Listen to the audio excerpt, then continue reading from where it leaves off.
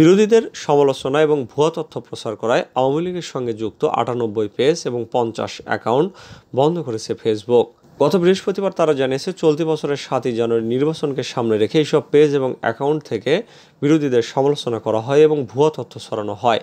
মেটার ত্রৈমাসিক প্রতিবেদনে এই কথা বলা হয়েছে। এতে আরও বলা হয়েছে, যেসব পেজ এবং অ্যাকাউন্ট বন্ধ করা হয়েছে সেগুলোতে লাখ লাখ ফলোয়ার ছিল। এর মধ্যে কিছু পেজ বাংলাদেশের বিদ্যমান সংবাদ মাধ্যমগুলোর নামেও চালানো হচ্ছিল, যেখান থেকে সরকার বিরোধীদের ব্যাপক সমালোচনা করে পোস্ট দেওয়া হচ্ছিল।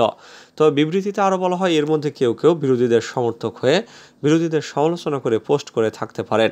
মেটা বলছে, তারা যে পেজগুলো সরিয়ে ফেলে সেগুলো বাংলাদেশ থেকেই তৈরি করা এবং পরিচালিত হতো, যাদের টার্গেটই ছিল দেশের মধ্যকার অডিয়েন্স। এই কার্যকলাপের সাথে যারা যুক্ত, যারা এই পেজগুলোতে কন্টেন্ট পোস্ট করতেন এবং পরিচালনা করতেন, তারা ভুয়া অ্যাকাউন্ট ব্যবহার করতেন, যার মাধ্যমে কিছু অ্যাকাউন্ট মেটার স্বয়ংক্রিয় সিস্টেম দ্বারা শনাক্ত করা হয়েছে এবং নিষ্ক্রিয় করা হয়েছে।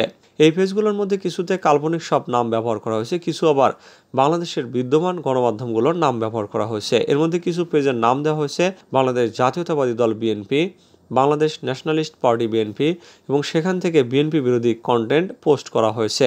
এই পেজগুলো শুধু ফেসবুকে নয়, অন্যান্য নানা প্ল্যাটফর্মে তাদের কার্যক্রম ছড়িয়ে দিয়েছে, যেমন ইউটিউব, এক্স, টিকটক এবং টেলিগ্রাম সহ অন্য মাধ্যমে। এছাড়া তারা এইসব নামে নিজস্ব ওয়েবসাইটও তৈরি করেছে। মেটার প্রতিবেদনে জানানো হয়, মেটা যেসব পেজ এবং অ্যাকাউন্ট চিহ্নিত করেছে সেগুলোতে সাধারণত বাংলাদেশের সংবাদ এবং চলমান ঘটনাবলী বাংলা এবং ইংরেজিতেও পোস্ট করা হতো। এছাড়া নির্বাচন, বিএনপির সমালোচনা, বিএনপির দুর্নীতি এবং নির্বাচন পূর্ব সময়ে সহিংসতায় বিএনপির ভূমিকা, সেই সাথে বর্তমান সরকার এবং ক্ষমতাসীন দলের সমর্থনে বিভিন্ন মন্তব্য এবং পোস্ট করা হয় এবং বাংলাদেশের প্রযুক্তি খাতের উন্নয়নে তাদের ভূমিকাও তুলে ধরা হয়।